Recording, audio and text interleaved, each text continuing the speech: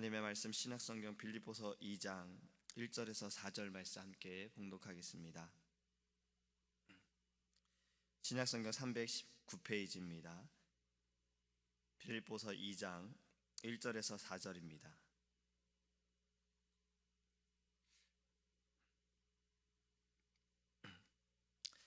그러므로 그리스도 안에 무슨 권면이나 사랑의 무슨 위로나 성령의 무슨 교제나 국률이나 자비가 있거든 마음을 같이하여 같은 사랑을 가지고 뜻을 합하며 한 마음을 품어 아무 일에든지 다툼이나 허용으로 하지 말고 오직 겸손한 마음으로 각각 자기보다 남을 낮게 여기고 각각 자기 일을 돌볼 뿐더러 또한 각각 다른 사람들의 일을 돌보아 나의 기쁨을 충만하게 하라.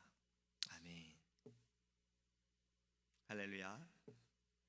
지금은 은퇴했으나 예전에 미국 야구 메이저리그에서 큰 활약을 한 코리안 특급 박찬호 선수를 다들 잘 아실 것입니다. 이 선수는 한국인으로서 미국에 와서 참 많은 승리를 거둔 투수였어요. 근데 그의 실력보다도 더 인정을 받는 것은 바로 그의 인품이고 그의 심성이었습니다. 그는 항상 게임을 시작할 때마다 모자를 벗어서 심판에게 고개를 숙여 깎듯이 인사를 했습니다. 이것이 많은 미국인들에게도 저렇게 인사하는 것이 참 멋있다라는 그런 칭찬을 받았습니다. 저도 예전에 한번 어른들한테 고개를 숙여 인사하는 것을 한 외국인이 보고 저한테 와서 참 그 인사법이 멋있다라는 이야기를 하더라고요.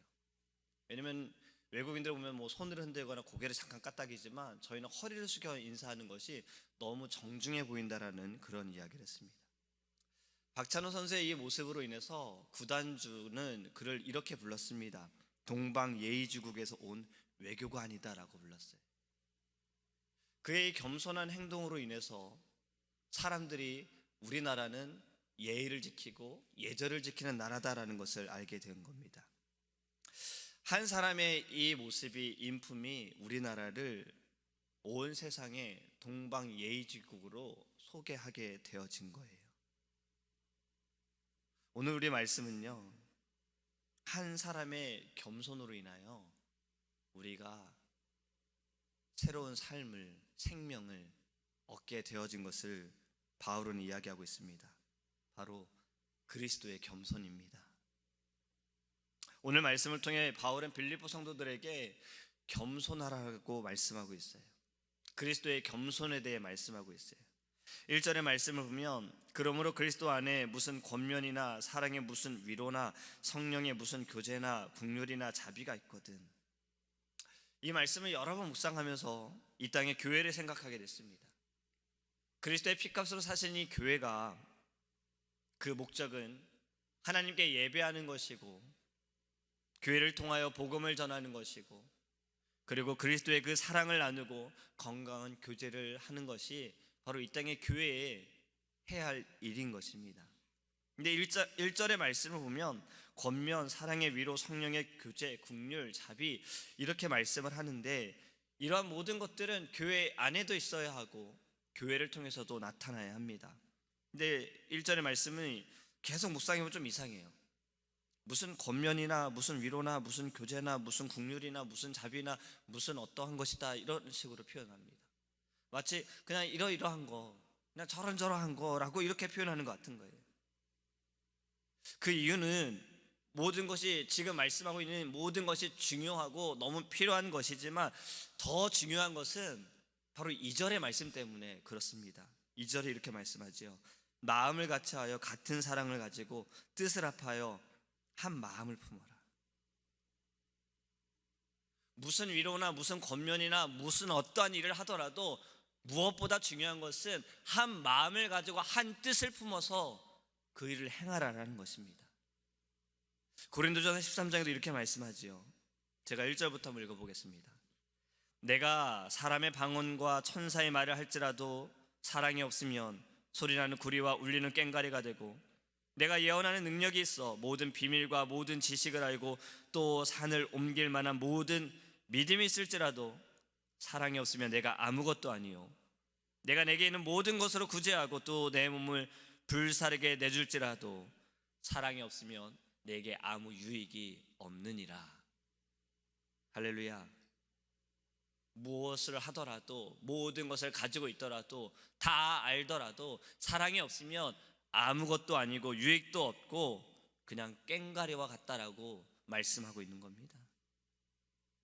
지금 이 말씀처럼 오늘의 빌립보서 2장에 있는 말씀도 너희가 권면을 하고 위로를 하고 교제를 하더라도 그것이 마음을 같이하지 않고 한 뜻을 품지 않으면 그 또한 아무 유익이 없고 아무것도 아니라는 겁니다.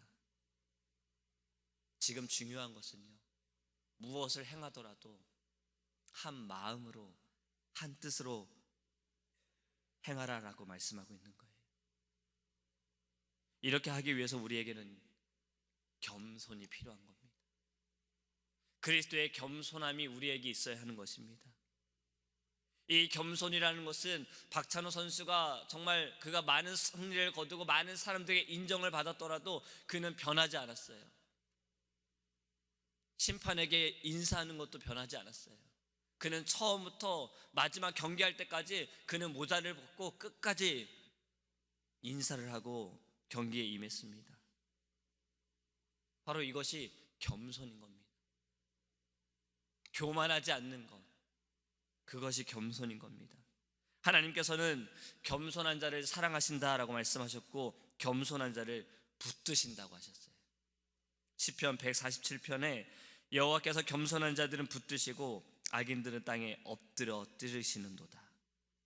또 욥기 22장 29절에 하나님은 겸손한 자를 구원하시리라.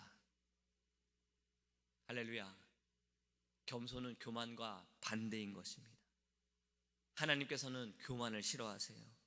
18장 12절, 잠언 18장 12절에 사람의 마음의 교만은 멸망의 선봉이다라고 하셨어요. 교만하면 그냥 스스로 넘어지는 겁니다. 겸손하지 않고 교만한 것은 결국에는 그냥 계속 바닥으로 내려가는 거예요. 성경에서도 많은 이들이 이 교만 때문에 무너지게 되었잖아요. 죄 역시 교만한 마음으로 시작이 되었습니다. 이것을 먹어라, 하나님과 같게 되어질 것이다. 그 교만한 마음으로 인해 하나님과 같게 되어질 것이라는 그 유혹에 빠져서 그들은 하나님이 행하지 말라는 것을 행하게 된 겁니다. 우리는 교만하지 않고 오늘 겸손하기 위해 첫 마음을 잃지 않기 원합니다. 하나님께 받은 은혜를 잊지 않기 원합니다. 이스라엘 백성들은 하나님에 대한 그 마음을 잃었습니다. 그들은 건지시고 인도하신 하나님의 은혜를 잊어버렸습니다. 하나님을 향한 그 첫 마음과 첫 열정을 잃어버리니 그들 안에 겸손이 아니라 교만이 나타나게 된 거예요. 우리는 어떠한 상황에서도 이 겸손한 마음을 갖기 원합니다. 그리스도의 겸손한 그 심령이 우리 안에 있기를 원합니다. 겸손한 자를 하나님께서는 존귀하게 세워주실 줄 믿습니다. 오늘 말씀에 이 겸손함은요, 이렇게 말씀하지요. 남을 낮게 여기라고 하셨어요. 자기 일을 돌보면서 다른 사람들의 일도 돌보아야 한다고 하는 겁니다. 나를 위해 살아가는 것은 절대 겸손할 수가 없어요. 내 이익을 챙기다 보면 다른 사람들은 어렵게 되어지고 피해를 입을 때가 있는 거예요. 그것은 나를 낮게 여기는 것이 남을 낮게 여기는 것은 아니라는 겁니다. 나는 저보다 더 나은 대우를 받아야 하고 나는 저보다 더 괜찮은 대우를 받아야 한다라고 생각하는 것도 역시 교만이라는 겁니다. 주시는 이는 누구이십니까? 하나님이십니다. 은혜를 베푸시는 이도 하나님이십니다. 우리가 분명히 기억해야 할 것은요, 사람에게 인정을 받으려고 할 때 우리에게 교만이 들어올 수 있는 거예요. 사울이 그랬어요. 사울은 사람에게 인정받기 원했어요. 골리앗을 죽인 다윗을 사람들이 칭찬할 때 사울이 죽인 이는 천천히요, 다윗이 죽인 이는 만만히로다. 그는 그때부터 다윗을 시기했습니다. 질투했어요.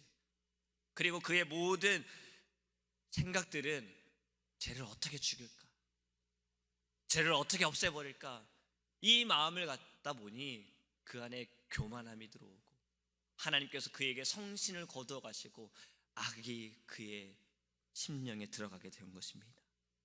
사랑하는 성도 여러분, 우리는 이 모든 일들을 보면서 우리 안에 두려움을 가지고 하나님 앞에 겸손하기 원합니다. 날마다 다른 이들을 더 낮게 여기기 원합니다. 하나님께서 우리를 사랑하시는 것처럼 다른 이도 사랑하시는 그 마음을 우리가 바라보기 원합니다. 겸손치 못하고 교만한 것은 하나님 기뻐하시지 않음을 깨닫기 원합니다. 결론의 말씀을 드립니다. 야고보서 4장 10절에 주 앞에서 낮추라, 그리하면 주께서 너희를 높이시리라. 베드로전서 5장 6절에 그러므로 하나님의 능하신 손 아래에서 겸손하라, 때가 되면 너희를 높이시리라. 우리가 주님 앞에서 낮아질 때 하나님은 우리를 높여주십니다. 다음 주 계속 말씀을 드리겠지만 그리스도의 겸손은 어디까지였습니까? 왕이신 주께서 이 땅에 어떻게 오셨습니까? 왜 오셨습니까? 이 땅에서 왕 대접을 받으셨습니까? 이 땅에서 왕으로 계속 계셨습니까? 그리스도의 겸손으로 인해 우리는 살게 되었습니다. 앞에서 말씀드린 것처럼 한 선수의 겸손이 우리나라를 알렸지만 한 사람의 겸손이 모든 사람들을 살리셨습니다. 죄에서 자유케 하셨습니다. 우리가 이 아침에 기도할 때 그리스도의 겸손에 감사하며 그리스도의 겸손의 심령이 우리 안에 있기 원하고 그리스도의 겸손으로 인하여 하나님 우리도 남을 낮게 여기고 남을 돌보고 모든 교만함은 사라지고 우리를 높이신 하나님만을 바라볼 길을 주님께 간절히 기도하기를 주님의 이름으로 소망합니다. 기도하겠습니다. 사랑의 하나님, 우리가 첫사랑을 첫 열정을 잃어버리지 않기 원합니다. 주님을 처음 만났을 때 그 마음, 우리가 기도할 때 우리 안에 뜨거움과 하나님의 말씀을 들을 때 그 말씀이 우리의 심령을 깨지고 쪼개고 눈물을 흘리게 했던 그때를 늘 기억하기 원합니다. 날마다 베풀어 주시는 하나님의 은혜를 잊지 않기 원합니다. 그리하여 우리가 주님 앞에 겸손하게 하여 주시옵소서. 우리 안에 모든 교만함이 사라지기 원합니다. 우리가 우리의 힘으로 행한 것도 없고 우리의 의지로 되어진 것도 없고 우리의 계획과 힘으로 되어진 것도 없고 모든 것은 다 하나님의 은혜로 되어진 것이며 하나님의 계획으로 되어진 것이고 하나님의 뜻으로 되어짐을 깨닫게 하여 주시옵소서. 주님, 우리는 주님 앞에 늘 낮아지기 원합니다. 주님도 낮아지셨습니다. 이 땅의 왕이신 주님께서 이 땅에 종된 몸으로 많은 사람들에게 왕 대접을 받은 것이 아니라 어려움과 고난과 핍박을 받으셨습니다. 주님, 우리도 때로는 믿음으로 인하여 복음을 전하다가 고난과 핍박을 받을 때 하나님 겸손케 하셔서 주의 그 사랑을 더 나타낼 수 있는 믿음의 사람 되게 하여 주시옵소서. 하나님, 이 아침에 우리 안에 그리스도의 겸손이 있길 원합니다.